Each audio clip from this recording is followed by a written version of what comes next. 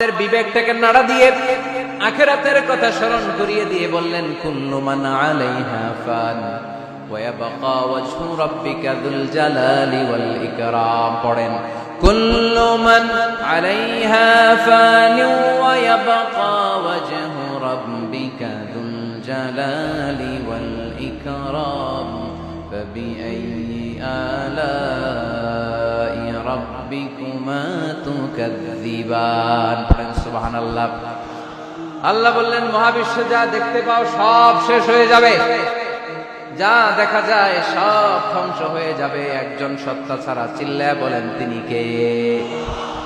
আমরা চিরকাল থাকার জন্য পৃথিবীতে আসছি না? কে কে আজীবন বাঁচবেন? হাত তোলেন তো। বাঁচবো কেউ? আমরা কেউ বাঁচবে? বেঁচে থাকবে একজন সত্তা, তিনি কে?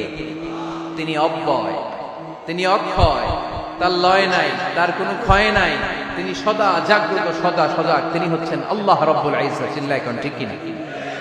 সবাই মরে যাবো আমরা, সবাই, কেউ থাকবে না। এই পৃথিবী থাকার জায়গা নয়। কিয়ামতের সময় আল্লাহ তাআলা মালাকুল মাউতকে বলবেন সবার রূহ কবজ করে ফেল, সবার, কেউ থাকবে না, সবার রূহ কবজ হয়ে যাবে। আল্লাহ মালাকুল মাউতকে বলবেন মালাকুল মাউত কি অবস্থা? বলবে সব শেষ। মাইয়াব্বা, কে বাকি? মালাকুল মাউত বলবে জিনেরা বাকি, যাদেরকে দেখা যায়। আল্লাহ বলবেন জিনদেরকেও শেষ করে ফেলে, রূহ কবজ করো। মালাকুল মাউত আজরাইল জিনদের রূহ কবজ করবে।